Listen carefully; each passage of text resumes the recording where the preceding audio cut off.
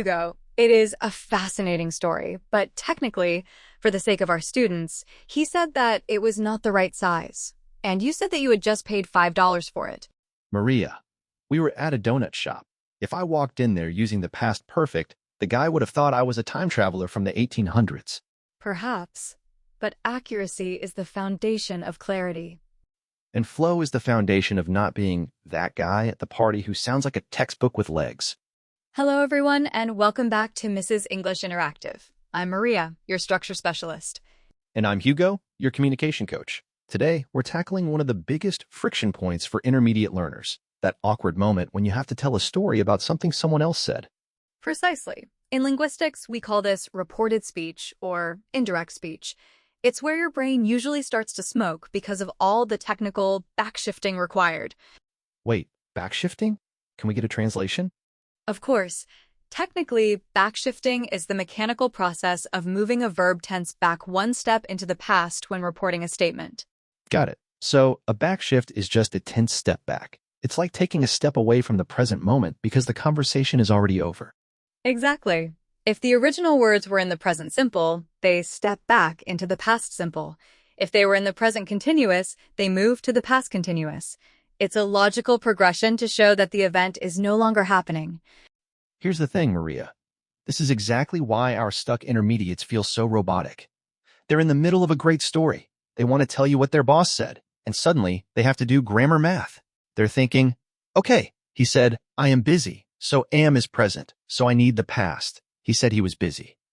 By the time they finish the math, the conversation has moved on to what's for lunch. I understand the frustration, Hugo, but there is a reason for the rules. Think of reporting speech like taking a photo of a moving object. If you don't adjust your camera settings, or in this case, your tenses, the picture looks blurry. The backshift acts as the focus lens, telling the listener exactly when the words were spoken in relation to right now. I like the camera thing, but man, English is weird.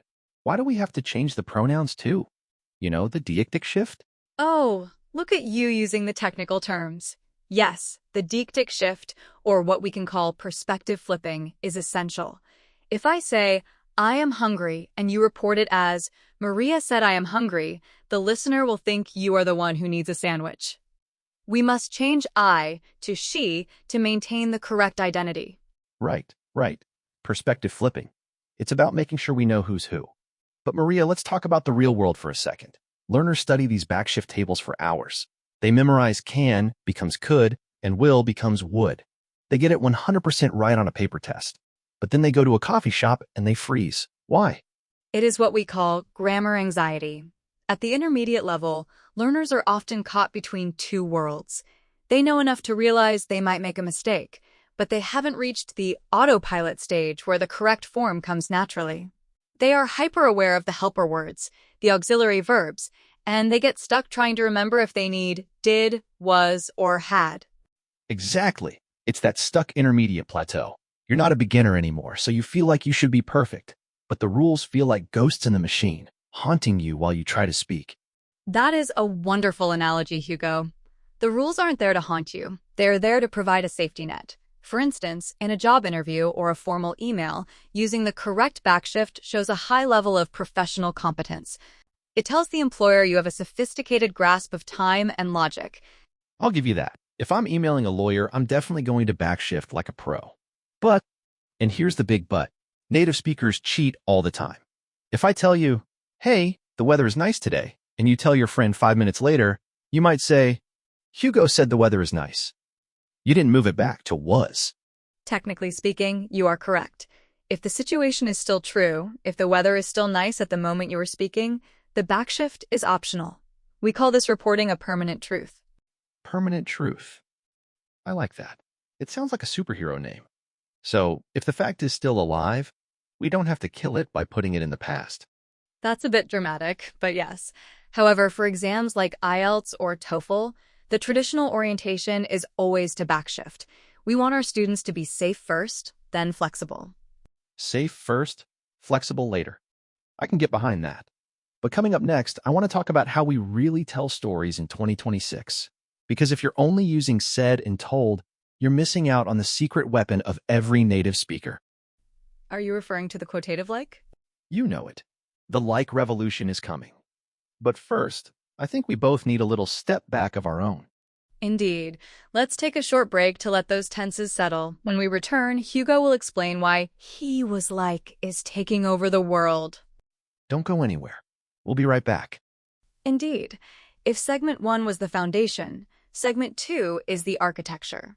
Now, before we look at the modern like revolution, we must address the traditional reporting verbs. These are the engines that drive our indirect speech. Wait, hold up. Reporting verbs? Indirect speech? Maria, you're hitting them with the jargon already. Let's translate for the stuck intermediates out there. A reporting verb is just an action label. It's the word we use to tell the listener what kind of talking was happening. Was it a shout? A whisper? A boring statement? An indirect speech. That's just a secondhand story.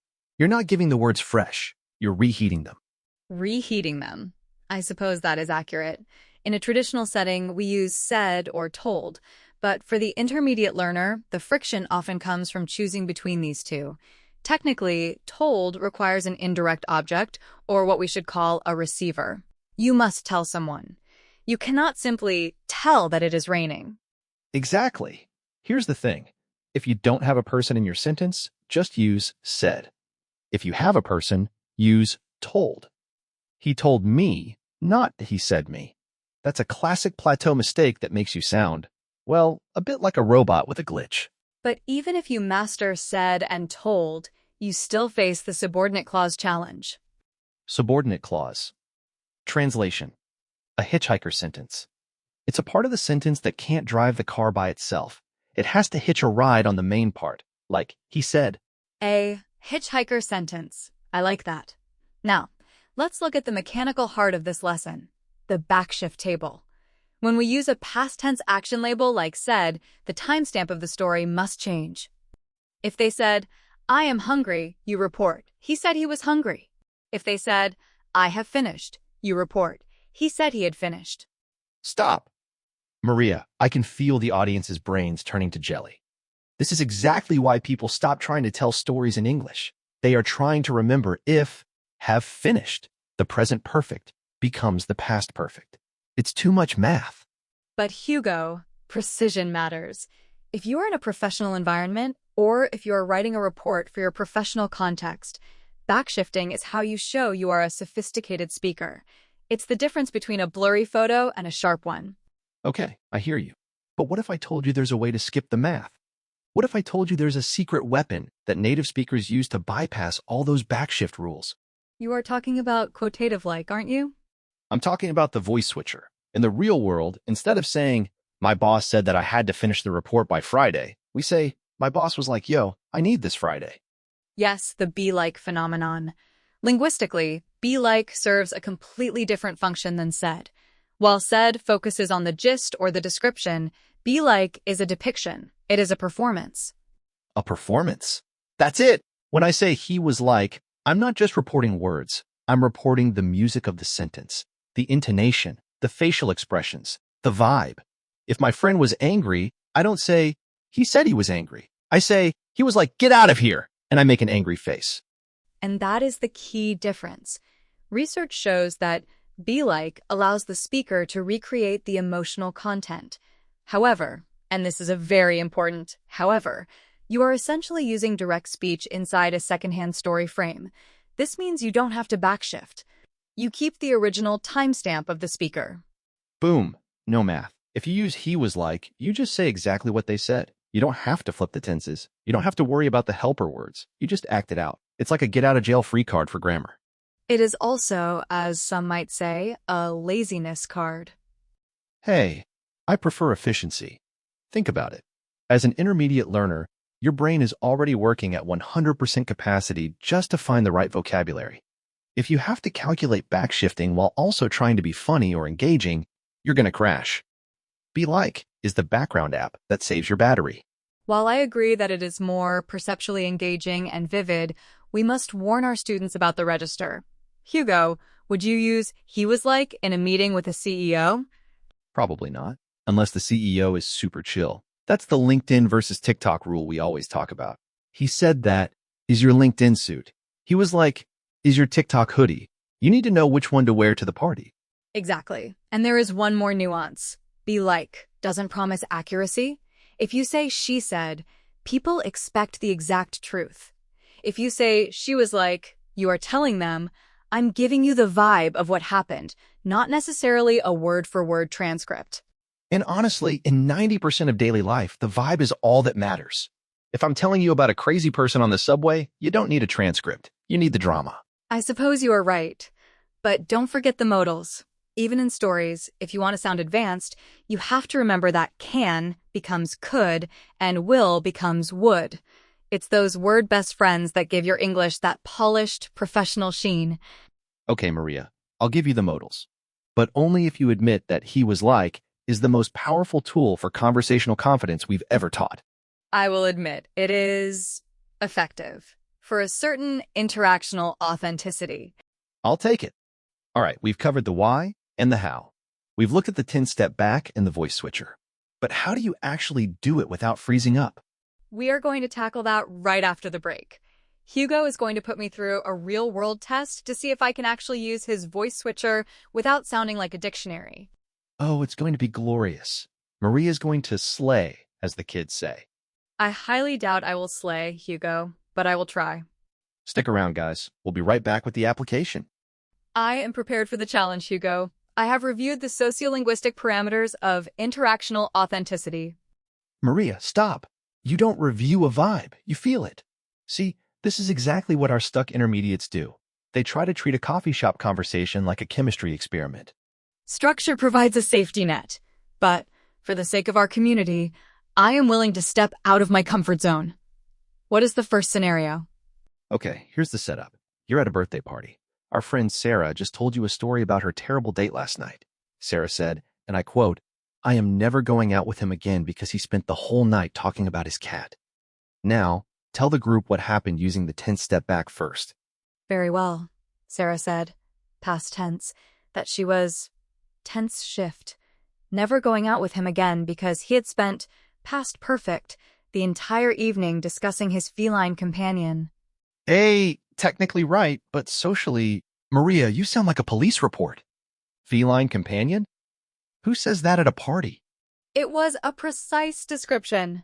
It was a mood killer. Now try it again using the voice switcher.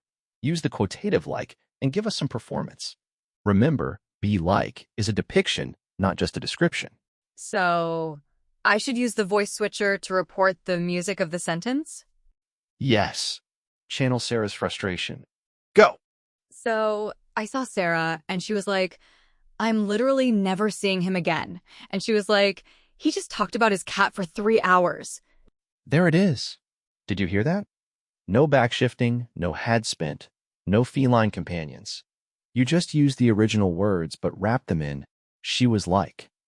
It's faster, it's more vivid, and the audience actually feels Sarah's pain. I must admit, it was significantly easier for my brain to process. I didn't have to calculate the helper word transitions. Exactly. That's the secret weapon. When you use be like, you're taking a shortcut past the grammar center of your brain and going straight to the storytelling center. But wait, we have to talk about a major friction point that happens right in these moments. Ah, are you referring to the I have a doubt trap? You know I am. I see this all the time on the forums. A student is trying to report something, they get confused, and they say, Hugo, I have a doubt about what he said. This is a classic case of a literal translation pitfall. In many languages, the word for question and uncertainty is the same. But in international English, doubt carries a very heavy connotation of distrust or disbelief. Right. If you tell me, I have a doubt, it sounds like you think I'm lying to you. It's like saying, I disbelieve your words. Precisely. It lacks pragmatic competence, which is just a fancy way of saying knowing what to say when. If you are reporting speech and you're confused, always say, I have a question, or I'm not sure I understood. Never use doubt unless you are actually challenging someone's honesty. Translation. Doubt is for courtroom dramas. Question is for the classroom and the coffee shop. Good distinction. Now, Hugo, I have a challenge for you. You love the voice switcher, but what happens when you're in a professional context? Say, a job interview where they ask you to report on a conflict you had with a previous manager. Ooh, okay.